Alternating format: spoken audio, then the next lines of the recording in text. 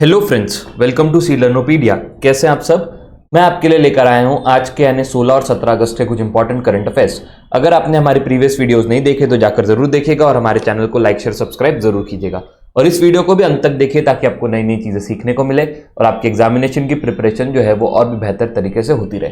तो चलिए शुरुआत करते हैं आज के पहले सवाल से। आज का पहला सवाल है, उदार शक्ति is a bilateral exercise between Indian air force and which of the following. तो यहां पर सही आंसर होगा रॉयल मलेशियन एयरफोर्स। तो इंडियन एयरफोर्स के साथ मिलकर रॉयल मलेशियन एयरफोर्स एक बायलैटरल एक्सरसाइज करने वाली है जिसका नाम है उदार शक्ति, और ये फर्स्ट टाइम ऐसा हो रहा है। तो इसका मतलब है कि ये बहुत इंपॉर्टेंट हो जाता है, क्योंकि कोई भी चीज अगर फर्स्ट टाइम हो रही है तो वो बहुत इंपॉर्टेंट हो जाता है। ये एक 4 डे लॉन्ग एक्सरसाइज होगी, ठीक है, जहां से इंडियन एयरफोर्स जो है वो अपने 2 एयरक्राफ्ट भेजेगा यहां पर पार्टिसिपेट करने, SU-30 MK1 और दूसरे का नाम है C-17 एयरक्राफ्ट। और रॉयल मलेशियन एयरफोर्स जो है वो जो यहां पर भेजने वाले हैं वो है SU-30 MKM। तो ध्यान रखिएगा ये। चलिए अगले सवाल पे चलते हैं। अगला सवाल है, union minister Jitendra Singh has launch India's first, देखिए फिर से फर्स्ट चीज आ रही है, सलाइन वाटर लांटेन नेम्ड। ठीक है, सलाइन वाटर लांटेन का नाम क्या है। देखिए इसका क्या यूज है, यहां पर पहली बार क्या हो रहा है, एक सी वाटर को यूज कर सी वाटर को हम लोग कैसे यूज करें, एज ए इलेक्ट्रोलाइट इसको ऐसे यूज कर रहे हैं जिस वजह से हम लोग क्या कर पा रहे हैं, ऐसे स्पेशली डिजाइंड एलईडी लैम्प्स है, स्पेशली डिजाइंड एलईडी लैम्प्स जो हम इस सी वाटर से चला पा रहे हैं। ठीक है, एलईडी लैम्प्स जो क्या हो रहा है, सी वाटर से जल रहे हैं और इसका नाम उन्होंने दिया हुआ है रोशनी। तो सही आंसर होगा यहां पर रोशनी, ऑप्शन नंबर ए। और यहां पर एक चीज आपको ध्यान रखनी है कि इंडिया को अपना कार्बन फुटप्रिंट्स जो है वो कम करना है, कार्बन जो एमिशन है उसको कम करना है, कार्बन के फुटप्रिंट्स जो है उसको कम करना है, और इसको कम करने के लिए ये जो है बनाया गया है। ठीक है, उसका मेन मोटिव यही है। चलिए अगले सवाल पे चलते हैं। अगला सवाल है द 4th एडिशन, सबसे पहले तो याद रखिएगा 4था एडिशन है किसका, इंडो ओमान ट्रेनिंग एक्सरसाइज जिसका नाम है अल नजाह 4। ठीक है, 4th एडिशन है इसलिए अल नजाह 4। वो इस बार कहां पर हो रहा है, इस साल कहां पर हो रहा है। देखिए अल नजाह 4 जो है वो इंडिया और ओमान के बीच में हो रहा है। ठीक है, उसके बाद यहां पर ये लोग काउंटर टेररिज्म की बात करने वाले कि हम लोग टेररिज्म को किस तरीके से काउंटर कर सकते हैं, किस तरीके से उसको खत्म कर सकते हैं। रीजनल सिक्योरिटी की यहां पर ये लोग बात करने वाले कि हमारे रीजन में हम लोग सिक्योरिटी किस तरीके से बेहतर कर सकते हैं, और यहां पर ये लोग पीस मेकिंग की बात करने वाले कि हम लोग शांति की स्थापना कैसे कर सकते हैं। ये सारी चीज ये इस बार कहां पर हो रहा है, ये इस बार हो रहा है महाराजा फील्ड बीकानेर। तो सही आंसर यहां पर होगा बीकानेर। बीकानेर में भी कहा महाराजा फील्ड फायरिंग रेंज यहां पर हो रहा है, और ये 13 डे एक्सरसाइज है। अब आज मैंने आपको बताया उदार शक्ति जो इंडिया और मलेशिया के बीच में हो रही है एयरफोर्स की एक्सरसाइज है, वो कितने दिन की एक्सरसाइज है, वो 4 दिन की है। और ये अल नजाह जो जिसकी बात कर रहे हैं ये इस साल कितने दिन की हो रही है, 13 डेज की एक्सरसाइज हो रही है। चलिए अगले सवाल पे चलते हैं। अगला सवाल है, National Mineral Development Corporation NMDC is going to organize a conference on Indian mineral and metal industry in partnership with. देखिए NMDC जो है नेशनल मिनरल डेवलपमेंट कॉर्पोरेशन, इन्होंने साथ में मिलकर फिक्की के साथ मिलकर एक क्या किया है, कॉन्फ्रेंस लॉन्च की है, conference on Indian minerals and metal industry. इसका जो इस बार का थीम था, इसका थीम इन्होंने रखा है ट्रांजिशन टूवर्ड्स, ये कॉन्फ्रेंस की थीम की बात कर रहा हूं, ये आपको याद रखना है, ट्रांजिशन टूवर्ड्स 2030 के तरफ हम लोग ट्रांजिशन कर रहे हैं। और हमारा विजन क्या होगा 2047 का, 2047 का।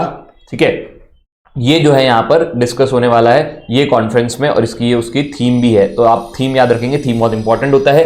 NMDC प्लस फिक्की का ये इनिशिएटिव है, और ये कहां पर होने वाला है, ये न्यू दिल्ली में होने वाला है, न्यू दिल्ली। ठीक है, चलिए अगले सवाल पे चलते हैं। अगला सवाल है, who among the following has been appointed as a CEO of NATGRID. NATGRID national intelligence, देखिए इंटेलिजेंस एजेंसी है ये, एक तरीके की इंटेलिजेंस का काम करती है जो मोस्टली टेररिज्म के बारे में देखती है कि भाई टेररिज्म जो है वो कितना फैल रहा है, उसको रोका कैसे जा सकता है, ये सारी चीजें ये लोग करते हैं। और इसके जो है CEO किसको बनाया गया है, तो ये आंसर होगा पीयूष गोयल। पीयूष गोयल जो हमारे मिनिस्टर है उनकी बात नहीं चल रही, ये एक 1994 बैच के IAS ऑफिसर है, नागालैंड कैडर के। ठीक है, एक चीज यहां पर पूछ सकता है कि अभी तक ये क्या कर रहे थे, तो अभी तक ये एडिशनल सेक्रेटरी थे मिनिस्टर ऑफ होम अफेयर्स में। मिनिस्ट्री ऑफ होम अफेयर्स में अभी तक क्या थे, एडिशनल सेक्रेटरी थे।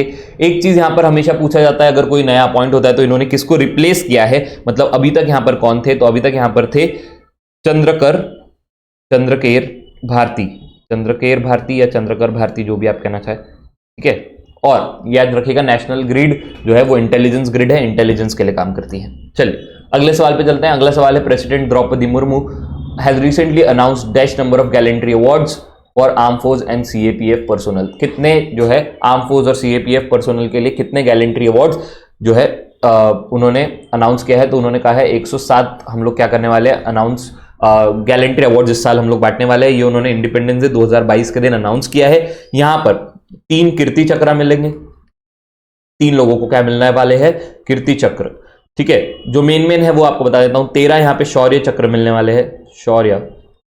उसके बाद 81 सेना मेडल मिलेंगे, 81 सेना मेडल मिलेंगे। एक इंसान को क्या मिलने वाला है, नवसेना अवार्ड, नवसेना। और यहां पर 7 लोगों को क्या मिलने वाला है, वायुसेना अवार्ड, वायुसेना अवार्ड। और ओवरऑल टोटल कितने मिलने वाले हैं, 107। चलिए अगले सवाल पे चलते हैं। अगला सवाल, Rakesh Jhunjhunwala recently died at the age of 62 in Mumbai.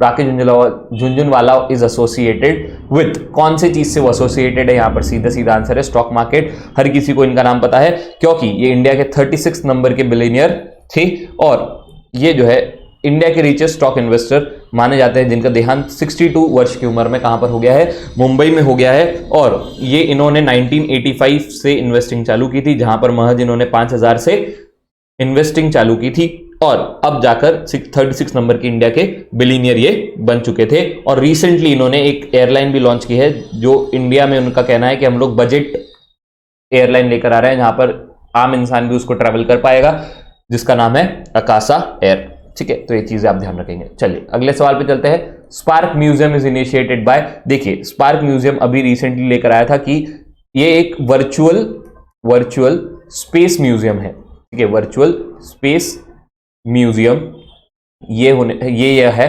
तो इसरो, ऑफ कोर्स यहां पर सही आंसर क्या होगा, इसरो ने ये बनाया है, ये उसका इनिशिएटिव है, ठीक है। चलिए अगला सवाल है, to improve the security of the passenger, Indian railway along with the RPF यानी railway protection force has launch the pan India operation known as operation Yatri Suraksha. ये तो बस आप इतना सा याद रखेंगे तो भी आपका काम बन जाएगा। चलिए अगले सवाल पे चलते हैं। अगला सवाल है, which of the following bank has recently launch new term KBL अमृत समृद्धि। देखिए KBL नाम स्कीम के आ गई है, तो KBL यानी कर्नाटका बैंक लिमिटेड, तो सही आंसर होगा कर्नाटका बैंक, ठीक है। इन्होंने एक लेकर आया है अमृत समृद्धि, जो कि 75 ईयर्स ऑफ इंडिपेंडेंस के लिए मना रहे हैं। ये एक टर्म डिपॉजिट स्कीम है, टर्म डिपॉजिट स्कीम है। और कितने समय के लिए, ये 75 वीक्स के लिए है, 75 वीक्स। देखिए 75 ईयर्स हमने कंप्लीट किया है, इसलिए इन्होंने 75 वीक्स की एक स्कीम बनाई है, जहां पर इन्होंने बोला है कि हम इंटरेस्ट जो देंगे वो देंगे 6.10% पर एनम, पर एनम। तो ये ध्यान रखिएगा आप। और एक चीज आपको ध्यान रखना है, कर्नाटका बैंक के हेडक्वार्टर्स कहां पर है, ये है मैंगलुरु, ठीक है। चलिए अगले सवाल पे चलते हैं। अगला सवाल है, the golden joint of the world highest Chenab railway bridge in recently launched. और Chenab railway bridge is located in, कहां पर वो लोकेटेड, देखिए यहां पर मोस्ट ऑफ द बच्चे गलती कर सकते हैं कि चेनाब तो एक वन ऑफ दी पंजाब की रिवर है, तो वहां ये ब्रिज भी पंजाब में होगा। बिल्कुल गलत बात है, ये ब्रिज जम्मू एंड कश्मीर में है, ठीक है। तो ये चीज यहां पर मोस्ट ऑफ द बच्चे गलती करेंगे। ये वर्ल्ड का हाईएस्ट क्या है, रेल ब्रिज है। और ये जो है बकल से लेकर कौरी तक को कनेक्ट करता है जम्मू एंड कश्मीर में। देखिए जम्मू एंड कश्मीर में क्यों होता है, क्योंकि चेनाब रिवर जो है, चेनाब रिवर ये हिमाचल प्रदेश में ओरिजिनेट होती है। उनका ओरिजिनेशन का जो प्लेस है वो है बारालच्छा पास। और यहां से वो ओरिजिनेट होकर पहले जम्मू एंड कश्मीर में जाती है, फिर पंजाब से होते हुए पाकिस्तान में जाकर इंडस से मिलती है। तो यहां पर जो है जम्मू कश्मीर में ये ब्रिज बनाया गया है, जो कि 359 मीटर्स ऊपर है, किससे, अबव द रिवर। और इनको हाईएस्ट वर्ल्ड ब्रिज बोला गया रेलवे, ठीक है। चलिए अगले सवाल पे चलते हैं। कुछ फैक्ट्स हम लोग यहां पर देख लेते हैं। एक फैक्ट यहां पर बहुत इंपॉर्टेंट है, अगस्त्य मलाई, नाम याद रखेंगे, थोड़ा सा अजीब सा भी नाम है, तो आपको याद रखने के लिए आसान भी हो जाएगा। अगस्त्य मलाई एलिफेंट रिजर्व, ये जो है इसको नोटिफाई किया गया है कि इंडिया का 31st एलिफेंट रिजर्व बनेगा और तमिलनाडु का 5th बनेगा। ठीक है, तो आपको ये पता होना चाहिए कि ये कहां पर लोकेटेड है, तमिलनाडु में है, अगस्तमलाई एलिफेंट रिजर्व। ठीक है, मैंने उस दिन आपको बताया था कि वर्ल्ड एलिफेंट डे कब मनाया जाता है, आप मुझे कॉमेंट करके बताएंगे। ठीक है, एक चीज आप ध्यान रखेंगे, यहाँ पे दुरंत कप सीधा सीधा पूछता है कि ये वाला कप, ये वाली ट्रॉफी कौन से खेल से रिलेटेड है, तो याद रखेंगे फुटबॉल से रिलेटेड है। और अभी क्यों ये याद आ रहा है, क्योंकि 16 अगस्त से ये कप शुरू हो रहा है। ये एशिया का सबसे ओल्डेस्ट फुटबॉल कप है। ठीक है, ये इंडिया में मनाया जा रहा है। नेक्स्ट, इंडिया ने 11 और रामसर साइट ऐड करी है। ठीक है, इंडिया में रामसर साइट में अपने 11 साइट को ऐड किया गया है और अब इंडिया का जो नंबर हो चुका है वो है 75। इंडिया में 75 रामसर वेटलैंड साइट्स है और जो है इसमें तमिलनाडु सबसे ऊपर आता है जिसके पास 14 है और उत्तर प्रदेश सेकंड नंबर पर आता है जिसके पास 10 है। ठीक है, उसके बाद एक चीज आप ध्यान रखेंगे, 14 अगस्त को हम लोग क्या मनाते हैं, हम लोग मनाते हैं पार्टीशन हॉरर्स रिमेम्बरेंस डे। मतलब जो पार्टीशन के वक्त हॉरर हुए थे, मतलब बहुत हम लोगों को तकलीफ हुई थी, उसको रिमेंबर करने के लिए ये डे मनाया जाना चाहिए। ये हमने 2021 में बोला था, तो इस साल हमने ये दूसरी बार मनाया है। ठीक है, और लास्ट आज का फैक्ट आप ध्यान रखेंगे कि शशि थरूर जो है, शशि थरूर, इनको मिला है फ्रांस का हाईएस्ट सिविलियन अवार्ड। फ्रांस ने हाईएस्ट सिविलियन अवार्ड किसको दिया है अब इस बार, शशि थरूर को। इंपॉर्टेंट है क्योंकि इंडियन को मिला है।